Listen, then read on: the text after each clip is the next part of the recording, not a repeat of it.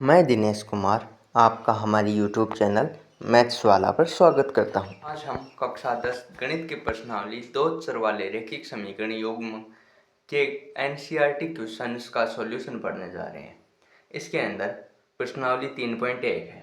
3.1 का पहला प्रश्न है, निम्न समस्याओं में रैखिक समीकरणों के युग्म बनाइए और उनके ग्राफीय विधि से हल ज्ञात कीजिए। पहला, कक्षा 10 के 10 विद्यार्थियों ने एक गणित की पहली प्रतियोगिता में भाग लिया। यदि लड़कों की संख्या से 4 अधिक हो तो प्रतियोगिता में भाग लिए लड़कों और लड़कियों की संख्या ज्ञात कीजिए। तो ये पहला प्रश्न है भाई, इन सभी को हमें ग्राफीय विधि से हल करना है। इसके अंदर 2 पॉइंट है। तो पहला पॉइंट है, इसके अंदर हम मान लेते हैं लड़कों की संख्या है x और मान लिया लड़कियों की संख्या y है। तो कुल विद्यार्थियों की संख्या कितनी बताई गई है हमें प्रश्न के अंदर? 10। और हमने जो मानना लड़कों की संख्या x और मानना लड़कियों की संख्या y। इसके अनुसार कुल संख्या कितनी होगी? x प्लस y, यानी कि x प्लस y बराबर है 10 के, यानी कि ये पहले समीकरण हो गए। अब प्रश्नानुसार प्रश्न में क्या कहा है हमें? प्रश्न में ये कहा है कि लड़कियों की जो संख्या है वो लड़कों की संख्या की 4 अधिक है, यानी कि जो लड़कियों की संख्या यानी कि y जो है वो लड़कों की संख्या से 4 अधिक है। लड़कों की संख्या कितनी है? x, इससे 4 अधिक, यानी कि y बराबर x प्लस 4। ये समीकरण नंबर 2। फ्रॉम इक्वेशन फर्स्ट हम लेते हैं तो ये आता है x plus 4 minus x plus y minus 10 बराबर 0। ये इक्वेशन 3 आ गई। 10 का हमने पक्षांतरण किया तो हमें इक्वेशन 3 प्राप्त हुई। फ्रॉम इक्वेशन सेकेंड, दूसरी समीकरण से हमें प्राप्त होता है कि इसका पक्षांतरण कर दिया हमने, x प्लस 4 का उधर ये आ गया, x माइनस वाई प्लस 4 बराबर 0। ये इक्वेशन नंबर 4 प्राप्त हुई। अब समीकरण 3 की a1x plus b1y plus c1 बराबर 0 से तथा समीकरण 4 की a2x plus b2y plus c2 बराबर 0 से तुलना करने पर, अर्थात समीकरण 3 और समीकरण 4 की रैखिक समीकरण युग्म के जो व्यापक रूप होता है उनसे तुलना करने पर, व्यापक रूप से तुलना करने पर क्या हुआ? a1 प्राप्त हुआ हमें 1, b1 1, c1 माइनस का 10, a2 1, b2 माइनस 1 और c2 बराबर 4।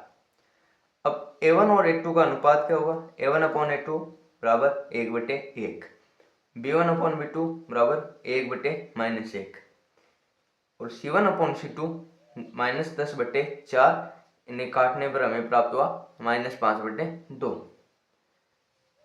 चूंकि a1 upon a2 not equal to b1 upon b2 not equal to c1 upon c2, यानी कि a1 a2 का अनुपात और b1 b2 का अनुपात और c1 c2 का अनुपात तीनों बराबर नहीं है, इसलिए रेखाएं प्रतिच्छेदी होंगी, क्योंकि यह शर्त केवल प्रतिच्छेदी रेखाओं के लिए होती है, तथा हल अद्वितीय होगा। अद्वितीय हल तभी प्राप्त होता है जब रेखाएं प्रतिच्छेदी हों। यह हो गया। इतना तो हमने कर लिया, ये तो कॉमन है। अब बाद में हम इसका ग्राफीय हल करते हैं, ग्राफीय विधि से हल करते हैं। तो समीकरण 1 के लिए समीकरण 1 क्या है? x प्लस वाई बराबर 10। तो x बराबर 5 पर लेते हैं हम। आप किसी भी बिंदु पर निकाल सकते हो, x बराबर 0 पर भी निकाल सकते हो, x बराबर 1 पर भी। हमने x बराबर 5 लिया है क्योंकि इससे y का न्यूनतम जो वैल्यू है, न्यूनतम वैल्यू तो नहीं कह सकते, लेकिन x और y जो है वो बहुत ज़्यादा बढ़ा नहीं जाए, यानी कि 5 x बराबर 5 रखने पर हमारा y बराबर 5 प्राप्त हुआ। अगर हम x बराबर 0 रखते तो हमारा y बराबर 10 प्राप्त होता। उसके लिए हमें बड़ा ग्राफ खींचना पड़ता, इसलिए हमने ये लिया है। तो x बराबर 5 पर हमें प्राप्त हुआ y बराबर 5। x बराबर 6 लेने पर क्या होता है? 6 प्लस y बराबर 10, y बराबर 10 माइनस 6, y बराबर 4। हमने ये सारणी बना ली x y, 5 5 और 6 4, यानी x बराबर 5 पर y बराबर 5, x बराबर 6 पर y बराबर भी 6। तो अब आगे चलते हैं तो क्या होता है? समीकरण 2 के लिए हम समीकरण 2 के लिए सारणी बनाते हैं। समीकरण 2 के लिए सारणी बनाते हैं तो समीकरण 2 क्या है? y बराबर x प्लस 4, x बराबर 1 पर ज्ञात करते हैं y का मान, तो प्राप्त होता है y बराबर 1 प्लस 4, y बराबर 5। x बराबर 1 पर y बराबर 5 प्राप्त हुआ। सारणी में हमने लिख दिया x बराबर 1 पर y बराबर 5 और x बराबर 0 पर y बराबर 4, x बराबर 0 पर y बराबर 4। अब ग्राफ खींचते हैं, इसका ग्राफ खींचते हैं तो हमें प्राप्त होता है ये y-x, ये x-x, इसके अंदर हमने पैमाना लिया है 1, है ना। फिर हमारा जो पिछली जो सारणी थी उसे हम देखते हैं कि क्या क्या बिंदु थे। इसके अंदर 5,5 और 6,4। पहले हम 5,5 देखते हैं कहाँ पर है। 5,5 यहाँ पर स्थित होगा, ये 5, ये भी 5, ये यहाँ पर है। फिर 6,4 इसे हमने पॉइंट ए दे दिया, पॉइंट बी क्या है 6,4, यानी कि x बराबर 6 और y बराबर 4। x बराबर 6 यहाँ पर और y बराबर 4 यहाँ पर, ये पॉइंट आ गया 6,4। अब ये जो दूसरी समीकरण है उसकी सारणी से हम देखते हैं तो ये x बराबर 0 और y बराबर 4। x बराबर 0 कहाँ पर है? यहाँ पर। जो y-x होता है वहाँ पर हमेशा x बराबर 0 होता है और जो x-x होता है वहाँ पर हमेशा y बराबर 0 होता है। ये कुछ बातें हैं जो हमेशा आपको ध्यान रखनी चाहिए। और 4 कहाँ पर प्राप्त होगा? y बराबर 4 यहाँ पर, यानी कि 0,4, इसे हमने d पॉइंट दे दिया। और जो 1,5 है वो कहाँ पर होगा? x बराबर 1 y बराबर 5, यहाँ पर, ये c पॉइंट। अब a और b को मिलाने वाली रेखा खींची हमने, उसे नाम दिया हमने x प्लस वाई बराबर 10। और जो हमने रेखा खींची c और d को मिलाने वाली उसे नाम दिया y बराबर x प्लस 2, जो समीकरण 2 की थी और ये समीकरण 1 के लिए थी। अब जो जहाँ पर दोनों रेखाएं काट रही हैं यानी प्रतिच्छेद कर रही हैं, वही तो उनका उभयनिष्ठ बिंदु होगा। इस और इस रेखा में कॉमन पॉइंट कौन सा है? उभयनिष्ठ बिंदु कौन सा है जो दोनों में समान है? ये तो है ना, जहाँ पर वो काट रहा है। और इसका हल क्या होता है? वही बिंदु जो उनका उभयनिष्ठ बिंदु हो, यानी कि जो दोनों में कॉमन हो। यह है ई पॉइंट जो 3,7 है, ये इसका उभयनिष्ठ बिंदु है।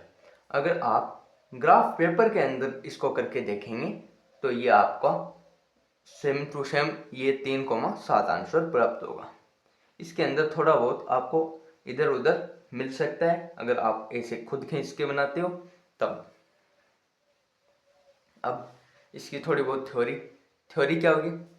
चूंकि बिंदु A को B से मिलाने वाली रेखा x प्लस वाई बराबर 10 तथा बिंदु C, D को मिलाने वाली रेखा y बराबर x प्लस 4 बिंदु E 3,7 पर प्रतिच्छेद करती है, अर्थात बिंदु E 3,7 दोनों रेखाओं का उभयनिष्ठ बिंदु है। इसलिए बिंदु E 3,7 ही अभीष्ट हल है, यानी कि x बराबर 3 और y बराबर 7 ही हमारा आंसर है। ये पहला पॉइंट कंप्लीट हो गया। अब दूसरे पॉइंट पर चलते हैं हम। दूसरा पॉइंट क्या है हमारा? दूसरा पॉइंट है 5 पेंसिल तथा 7 कलमों का मूल्य 50 रुपये है, जबकि 7 पेंसिल तथा 5 कलमों का मूल्य 46 रुपये है।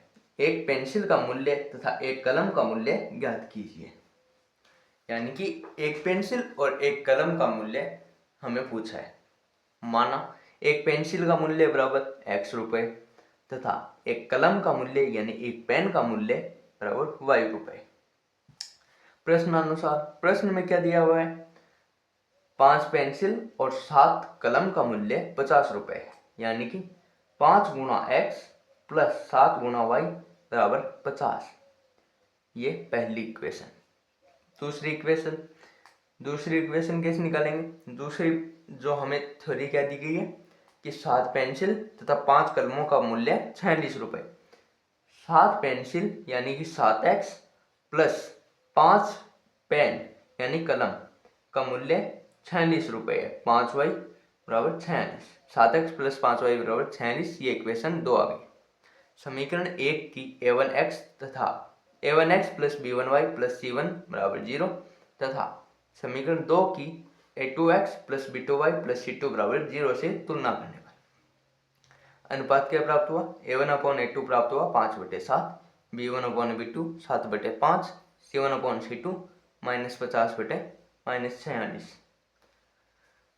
अब हमें पता है, हमने देखा कि जो a1/a2 है वो b1/b2 के बराबर नहीं है और ये दोनों c1/c2 के बराबर नहीं है, यानी कि ये तीनों बराबर नहीं है। इसलिए ये शर्त किसकी होती है? ये शर्त होती है प्रतिच्छेदी रेखाओं की, और इसलिए रेखाएं प्रतिच्छेदी होंगी तथा हल अद्वितीय होगा। अद्वितीय हल तभी होता है जब रेखाएं प्रतिच्छेदी होती हैं। अब समीकरण 1 के लिए, समीकरण 1 है 5x प्लस 7y बराबर 50। x बराबर 3 पर हम ज्ञात करते हैं। हमने x बराबर 3 ही क्यों लिया? x बराबर 3 इसलिए लिया हमने क्योंकि x बराबर 3 रखने पर हमें y का एक पूर्णांक मान प्राप्त होता है, और हम x और y के पूर्णांक मान को ही लेकर चलते हैं क्योंकि इन्हें लेने पर हमें ग्राफ बनाने में सरलता होती है।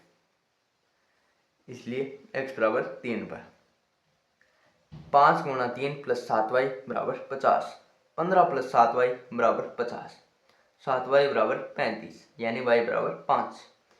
अब x बराबर -4 लिया हमने, इस पर 5 गुणा -4 प्लस 7y बराबर 50 यानी y बराबर 10 प्राप्त हुआ। हमने यहाँ पर 2 मान लिए, आप कम से कम आपको 2 मान लेने, फिर 3, 4, 5 कितने भी आप मान ले सकते हो। अगर आप 2 मान नहीं लोगे तो आपका ग्राफ नहीं बनेगा। हाँ, आगे आप जितने भी मान लेते हो वो आपकी मर्जी है। इससे हमने सारणी बना ली x और y 3, 5, -4 और 10, ये सारणी होगी। अब समीकरण 2 के लिए, समीकरण 2 के लिए क्या होगा? समीकरण 2 क्या है? 7x प्लस 5y बराबर 46, y बराबर 5 पर, y बराबर 5 पर हमने ये सोल्व किया तो y बराबर 5 पर हमें प्राप्त हुआ x बराबर 3, और y बराबर -2 पर, y बराबर -2 पर हम ज्ञात करते हैं x का मान, तो हमें x का मान 8 प्राप्त होता है।